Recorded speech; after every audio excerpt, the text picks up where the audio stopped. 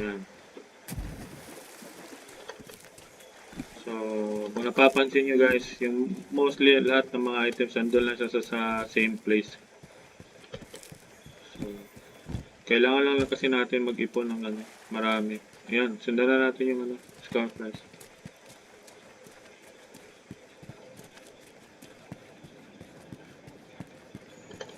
Oh, max na yun, bro.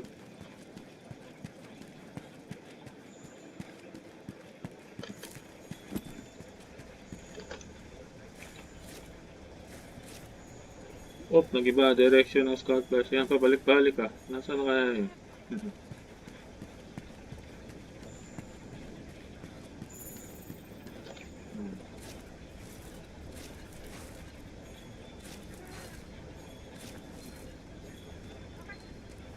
Pabalik-balik yung barot. Ayos lang yan. May ibang footprints. Hinaya yan.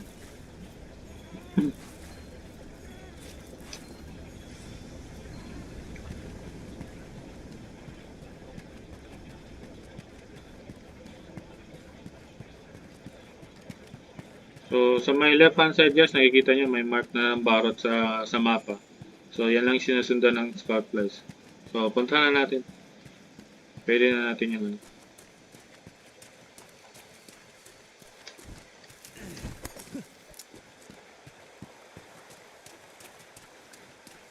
Oops, along the way. Oh, puno na pala.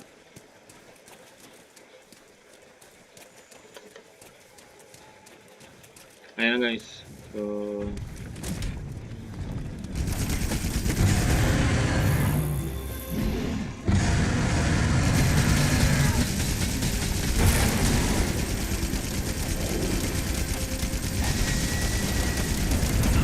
oops, napasobra, di natin nabas. Magcha-charge na pala. Ayos lang.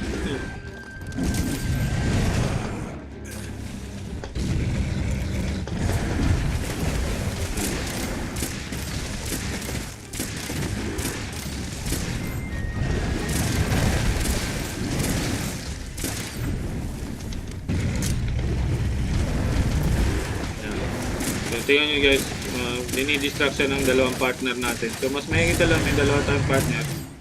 Yan, karayan natin yung focus. Para hindi tayo focus ng matter. Kasi pag tayo focus ng matter, ilap tayo ng ilaw. At least dalawa yung nagdi-distract. So, tira lang tayo ng tira.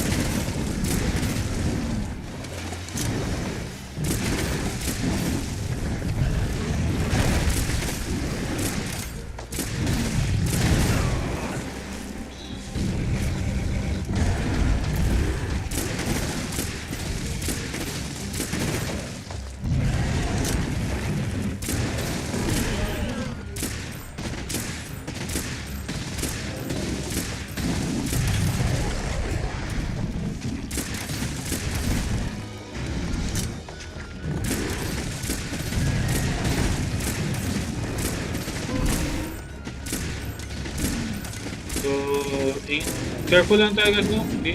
Dito kailangan patayin. Ang quest natin is to capture. So, hintayin natin na maging weak siya para ma-capture natin siya. So, pag nasobrahan siya ng ano, piercing ammo pa naman gamit natin, baka mamatay. Ma-fail yung quest natin.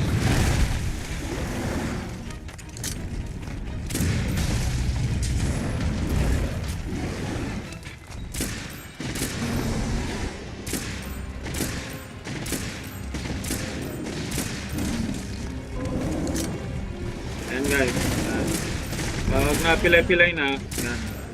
Sinyalis na yan, namit na yan. So,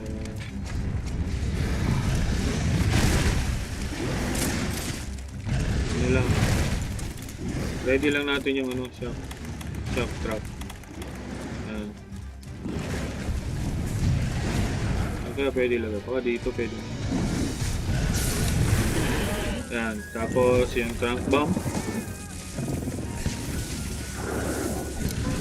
Yan.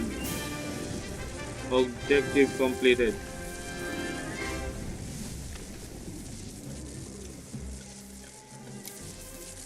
Okay guys, thank you for watching sa sa video, please don't forget to like and subscribe sa YouTube channel ko po. And then sa TikTok po, pakifollow na po, JP12 Gaming.